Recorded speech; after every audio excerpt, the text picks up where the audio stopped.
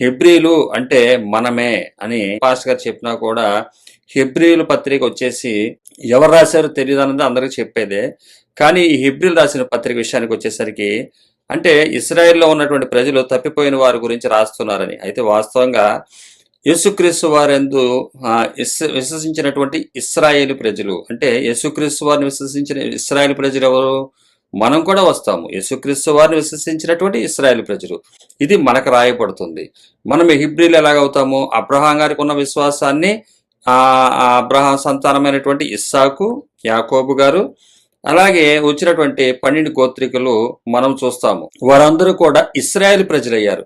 కానీ అబ్రహాము గారు మాత్రం తన జీవితాంతం కూడా హెబ్రీడ్గా ఉన్నాడు. అయితే ఈ హెబ్రీలు ఎవరంటే అబ్రహాం గారికి ఏదైతే విశ్వాసం కలిగి ఉందో, అబ్రహాం దేవుని నమ్మిన అది అతనికి నీతిగా ఎలా ఎంచబడిందో, నిరీక్షలకు ఆధారం లేనప్పుడు నమ్మినటువంటి స్థితిలో ఉన్నటువంటి అబ్రహాము గారు హెబ్రీయుడు.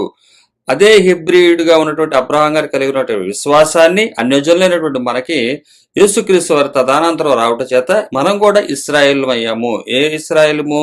యేసుక్రీస్తు వారిని విశ్వసించిన ఇశ్రాయేలీలం. అందుకనే కొత్త సృష్టి పొందటానికి వచ్చినటువంటి హెబ్రీయులుగా, అంటే అబ్రహాం గారు హెబ్రీయుడిగా ఉన్నప్పుడు విశ్వసించి ఎలా నమ్మాడో అదే అబ్రహాం గారికి వారసులమయ్యాము. విశ్వాసం ద్వారా మనము దేవుడిని విశ్వాసులకు తండ్రిగా అబ్రహాం ఎలా ఉన్నాడో అదే విధంగా వారసులమయ్యాము.